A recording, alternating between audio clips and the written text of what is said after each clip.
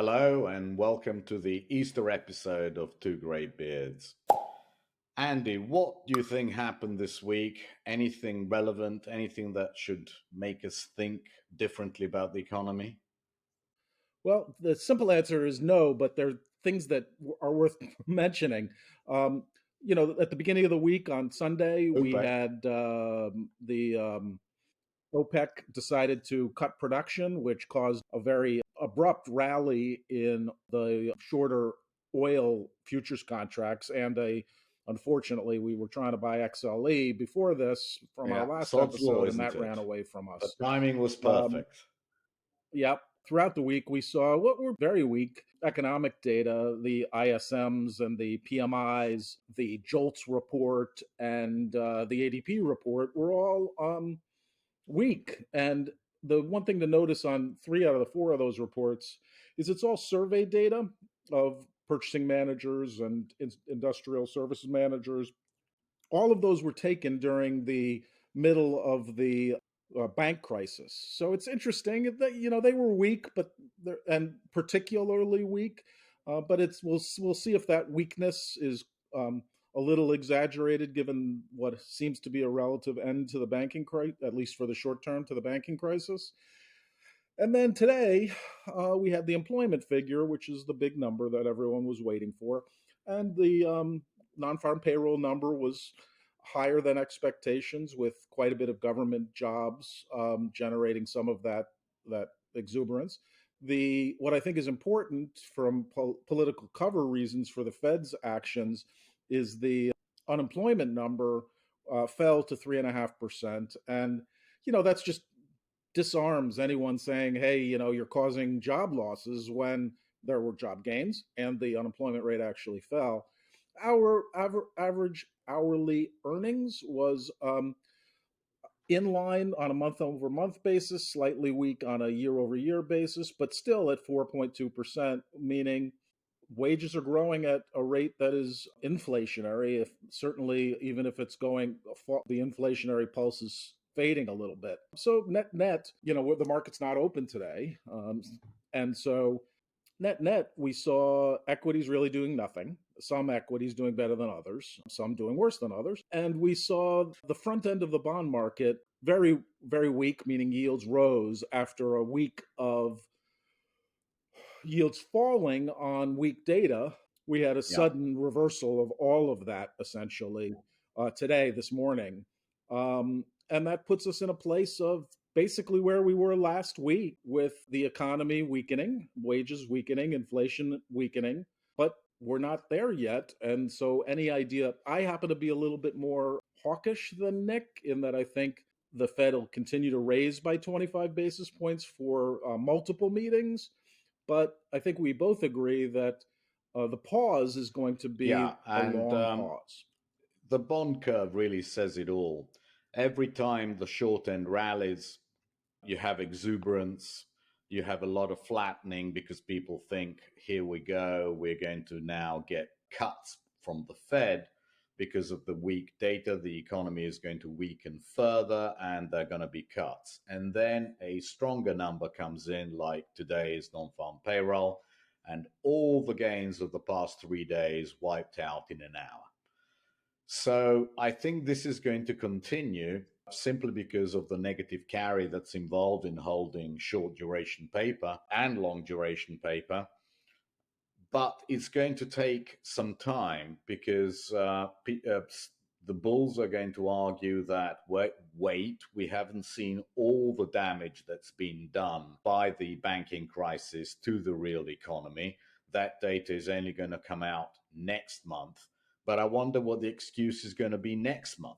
Next NFP that you get that is stronger than expected or not weaker than expected, what is the argument going to be then? So for the meantime, I think the bond curve is telling you, and also the equities, the way they're trading, they're telling you that we're in a low volatility environment, that the arguments that certain people have are not going to be resolved one way or another for at least another few weeks. And let's not forget that starting next week, we start getting earnings data. And we're expecting what? Down 7% earnings per share on average for this quarter, down 5 for the quarter after. And then we're expecting earnings to actually accelerate. Well, if the Fed keeps tightening or doing nothing, and if the terminal rate is 5.25 or 5.5, irrelevant really. And then there is a long pause, like the Fed keeps on telling us. And Bullard today, a couple of days ago, what did he say? He said, "Don't listen to the bond market, listen to me." I thought that was quite funny. So, because the bond market knows far more than there is to know than Bullard, but never mind. In any case, that really is going to be a very difficult time for equities to do much better over the course of the next few weeks, if that is the situation that we're in. So, what do we have to look forward to We have next week? CPI, which is going to be by far the most important number. And we have a lot of auctions. We have threes, we have tens, we have 30s. We're going to have a give up for those in the first few days. So I see absolutely no reason at the moment to chase bonds. That to me is just not something we should do at all, or anyone else for that matter. Yeah. So, the other, Nick mentioned the auctions and the CPI. Those are the important data and flow. I would say that one other important news is going to be, there's been some discussion. Um, Bullard even mentioned quantitative tightening, and to me made a sort of odd statement saying, "Yeah, we're going to do that through 2023," which to me could be interpreted as they're going to stop at the end of 2023, or he just blew the language and they plan on doing that as scheduled through 2024 at least. So I'm interested in the minutes, which come out the same day as CPI, just to see if there was any discussion on quantitative tightening, either a pause or a reversal like the Bank of England did during its modest crisis in the insurance industry in the fall, and to see if that's something that they considered, because I think that would be a big deal if they really did consider pausing QT. They need to be committed to that for inflation fighting. I And so think the that'll be an odds interesting of discussion. them having discussed the pause to QT in the middle of a banking crisis is not great. I think they had other things to consider. I, it would be a real surprise. And as you say, if they discuss the pause to QT at the end of 2023, we will be chasing equities, unfortunately, and bonds. Absolutely. Absolutely. And gold, most importantly, though, thankfully, we're Yeah. a bit overweight gold. So, yeah, I think that's about what we should expect for the week. And then we have earnings, bank earnings start on Friday. And then the rest of the earnings will be interesting to see, given there are low expectations, as Nick mentioned, of a 7% year over year earnings decline.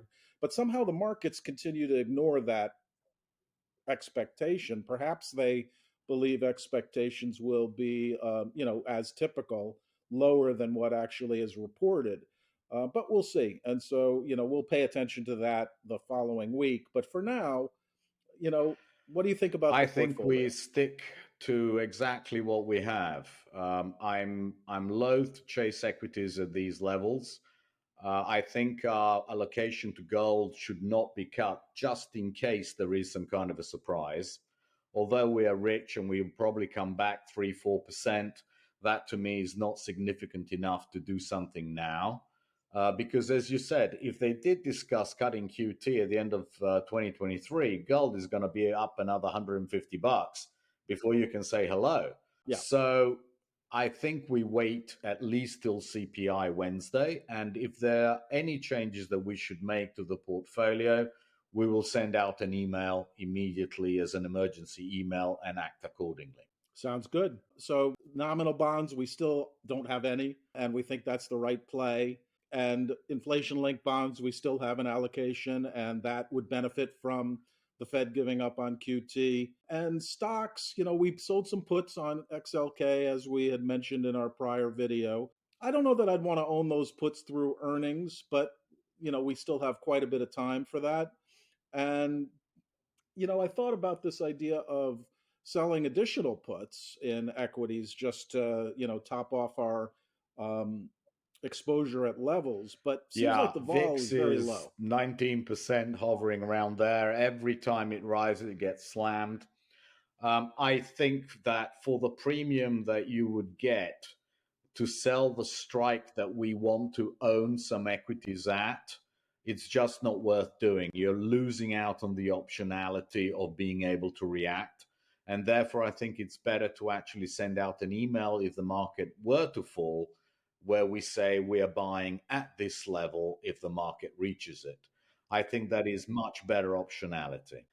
And I think Sounds good. we'll keep it short and sweet. I'll now do my bit about the portfolio, where it is and what we've done, and the orders we have in.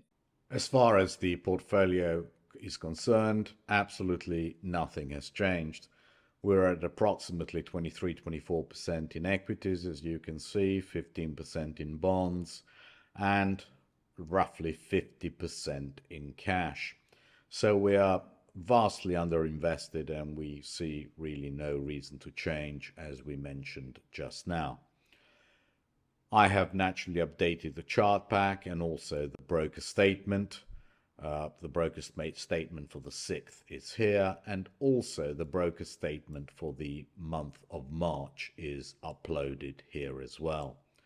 As far as the orders are concerned, as I wrote here, the XLK put was filled on Monday at market, and these two buy orders in XLV and XLE, we're going to leave them just in case, more in hope than expectation. We think there's very little likelihood of them being filled before the next episode, but we will immediately email you should we change these orders or see any reason to change our allocations after CPI on Wednesday and after the Fed minutes on the same day. So it's steady as she goes for the time being. Thank you very much indeed, and have a lovely Easter holiday.